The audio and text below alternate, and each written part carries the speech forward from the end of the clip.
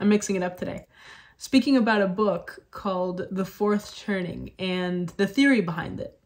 So usually on this channel, I just recommend the book at the end of the video, but I've never gotten into explaining a book aside from a general summary.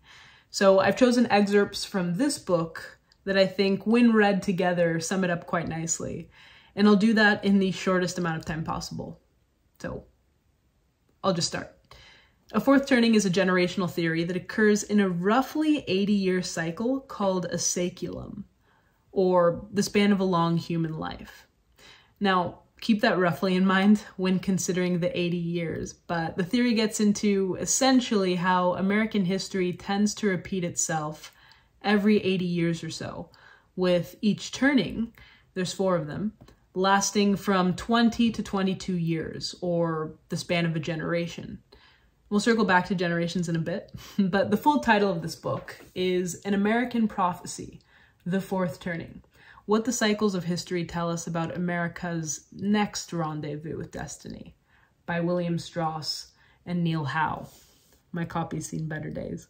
So yes, the history involved is quite US-centric, although it does affect other countries as well. So the 4 turnings are described as a high, an awakening, an unraveling, and a crisis, with the 4th turning being the crisis. And they're also comparable to seasons, starting with spring, summer, autumn, and ending in winter. So this book was actually published in 1997, and back then the authors prophesied that the next 4th turning would begin somewhere around 2008 and end somewhere around 2028. Now keep in mind, give or take a few years, history isn't so neat. But that would mean that we're in a 4th turning now. And as the book argues that history is cyclical, there have been other 4th turnings in the past. So the last 4th turning began in 1929 and climaxed with World War II. Roughly 80 years before that was the American Civil War, and roughly 80 years prior to that was the Revolutionary War. But to understand a 4th turning, we have to go back to the first 3. So we'll start with a high, a first turning. During this time, institutions are strong and individualism is weak.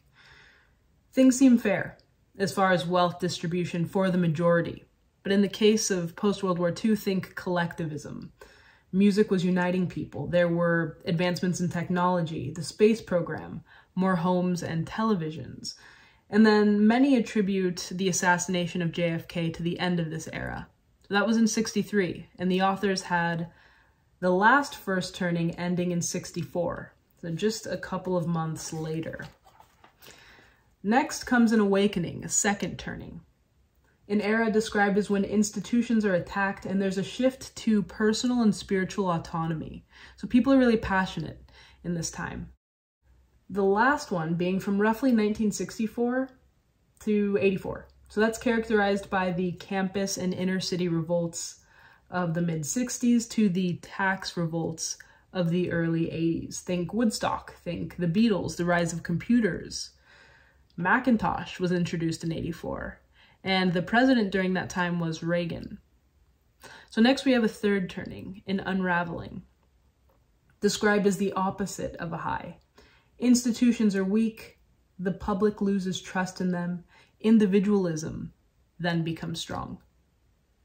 Things start brewing here. So the authors have the last awakening beginning in 84 and set it to end in 08. So remember, the book was published in 97, but the fall of the Berlin Wall was in 1989. There was the September 11th, 2001 attacks that affected American history. The US entered into a war in Afghanistan. Grunge rock was popular, gangster rap was popular, and then 2008 was a significant year with the collapse of subprime mortgage loans, which destabilized the housing market. So now you can think of a fourth turning as winter in the Game of Thrones sense. So a fourth turning is a time of crisis. 2008 led to a financial crisis that some still haven't recovered from. There now is a strong possibility of recession if we aren't already in one. There was a worldwide pandemic, social unrest, political divide. We're facing a possible Cold War, perceived nuclear threat, geopolitical conflict, and many more examples. But essentially, it is a historical climax. So it was mentioned how each turning could be described as the span of a generation. Now, each generation has an archetype. And I'll go through the most recent Seculum's generations. Most of them are alive today. And we'll start with boomers. So that is the prophet archetype. And they were born into a time of rejuvenated community life, new societal order after the war, and they entered childhood during a high, a first turning. So they grew up in post-crisis era and emerged now as elders during a crisis. A nomad archetype is Generation X. They had their childhood during an awakening, and they are in midlife during a fourth turning. Millennials are a hero archetype. They grew up as protected, post-awakening children and come up as young optimists during a crisis. And they emerge as overly confident midlifers. Or at least that's what we saw in the former hero generation, which was the GI generation. And lastly, we have Gen Z, the artists. So they have their childhood during a crisis, and artists generally grow up as overprotected children because the adults are preoccupied with said crisis.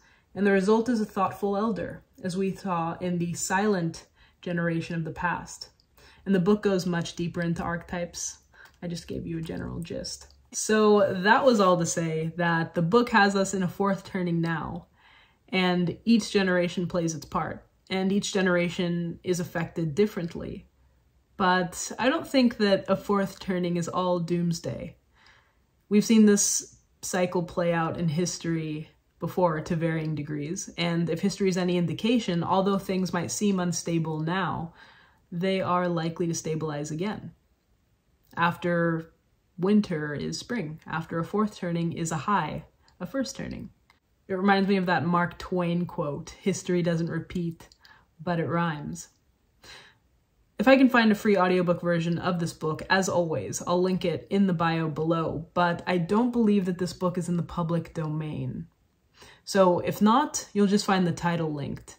But the living author of the book, Neil Howe, he often goes on podcasts and explains the theory. So I'll try to find a good episode, and you'll find that down below as well.